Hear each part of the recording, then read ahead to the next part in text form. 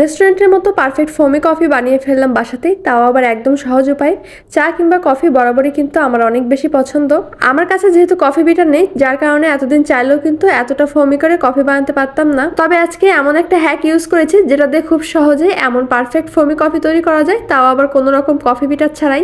আজকের এই ভিডিওটা দেখলে আপনারাও কিন্তু কফি বিটার ছাড়া খুব সহজে এমন ফোমি কফি তৈরি করতে পারবেন। আর এই কফিটা খেলে কেউ বিশ্বাসই করবে না যে এটা রেস্টুরেন্টে নয়, বরং বাসাতে বানানো, তাও আবার কোনো রকম কোনো কফি বিটার ছাড়া। কফি বানানোর জন্য এখানে আমি 2 প্যাকেট মিনি কফি নিয়ে নিয়েছি। আর আমি যেহেতু একটু স্ট্রং ফ্লেভার খেতে বেশি পছন্দ করি, যার কারণে এখানে 2 প্যাকেট নিয়েছি।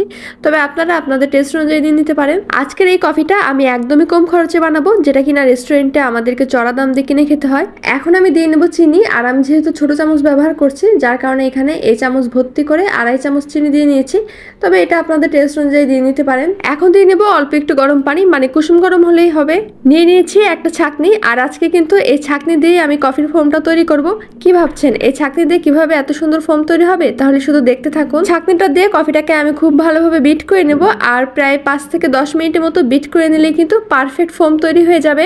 এই সেম কফিটাই যদি ভালো কোনো রেস্টুরেন্টে খেতে যান, তাহলে কিন্তু কমপক্ষে 100 টাকা লেগে যাবে। তবে আজকে আমি যেভাবে এই কফিটা তৈরি করছি, মাত্র 20 টাকা লাগবে কিন্তু এই কফিটা বানাতে। প্রায় 10 মিনিটের মতো বিট করার পরে দেখতেই পাচ্ছেন কফি কতটা ফোমি হয়ে গেছে, একদম রেস্টুরেন্টের মতো। এর টেক্সচারটা কিন্তু একদমই পারফেক্ট এসেছে, আপনারা কিন্তু দেখেই বুঝতে পারছেন। তো ঠিক এমন থিকনেস হলেই বুঝতে হবে কফি তৈরির জন্য কিন্তু আমাদের পারফেক্ট ফোমটাও তৈরি হয়ে গেছে। তো দেখতেই পারলেন কতটা কম সময়ে কোনো রকম কোনো কফি বিটার ছাড়া কত সহজেই আমি ফোমটা বানিয়ে নিলাম। এখন চুলাতে একটা প্যান নিয়ে নিয়েছি। আর এর ভিতরে ঠিক 3 চামচ পরিমাণে গুঁড়ো দুধ দিয়ে নিব। গুঁড়া দুধটা আমি একটু বেশি দিচ্ছি, এতে কিন্তু কফির টেস্টটা অনেক সুন্দর আসে। গুঁড়া দুধটা নেড়ে চেড়ে হালকা একটু লাল লাল করে নেব, এতে কিন্তু খুব সুন্দর একটা স্মোকি ফ্লেভার আসে আর খেতেও অনেক বেশি মজার হয়। দেখতেই পাচ্ছেন দুধের নিচে কিন্তু হালকা একটু লাল লাল হয়ে যাচ্ছে, মানে আমাদের কিন্তু এটা পুড়িয়ে নেওয়া হয়ে গেছে।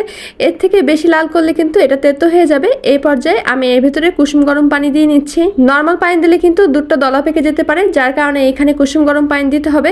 আর আপনারা যারা একটু বেশি মিষ্টি খেতে পছন্দ করেন, তারা কিন্তু চাইলে এই পর্যায়ে আবারও কিছুটা চিনি দিয়ে নিতে পারেন।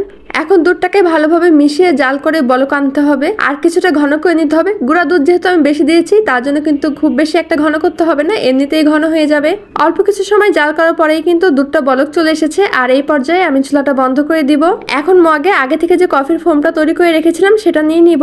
এখানে আমি 3-4 চামচের মতো কফির ফোমটা নিয়ে নিচ্ছি। আপনারা আপনাদের টেস্ট অনুযায়ী বাড়িয়ে কমিয়ে নিতে পারেন, কোনো সমস্যা নেই। আর এখন এর ভিতর দিয়ে নিব দুধ। আর দুধটা দেওয়ার পরে দেখবেন একদম রেস্টুরেন্টের মতো লুক চলে এসেছে কফিতে। আমি তো প্রথমবার এভাবে কফি বানিয়েছি, আর প্রথমবারে যে এত ভালো রেজাল্ট পাবো সেটা কিন্তু আমি ভাবতেও পারিনি। কফিটাকে দুধের সাথে খুব ভালোভাবে মিশিয়ে নিব। আর কফির ফোম আমার কাছে একটু বেঁচে ছিল, সেটা এখন উপর দিয়ে দিব গার্নিশিং এর জন্য। দেখতে কতটা ইয়াম্মি লাগছে তাই না? আর খেতেও কিন্তু অনেক বেশি মজা হয়েছিল। আর এখন সৌন্দর্যের জন্য উপর থেকে হালকা একটু কোকো পাউডার দিয়ে নিচ্ছি। আপনারা চাইলে উপর দিয়ে কফি পাউডারও দিয়ে নিতে পারেন, যার যার প্রেফারেন্স অনুযায়ী, মানে এটা কিন্তু পুরোপুরি অপশনাল, না দিলেও চলবে। তৈরি হয়ে গেছে 1 মগ পারফেক্ট ফোমি কফি। আপনাদের কাছে এটা দেখতে কেমন লাগছে তা কিন্তু কমেন্ট করে জানাতে ভুলবেন না। যারা কফি লাভার আছেন তাদের কাছে তো এই কফিটা 100% ভালো লাগবে, আমি একদম গ্যারান্টি দিয়ে বলতে পারি। আপনারা কিন্তু এই কফিটা অবশ্যই বাসায় ট্রাই করবেন আর আমাকে কমেন্ট করে জানাবেন কেমন লাগলো আপনাদের কাছে।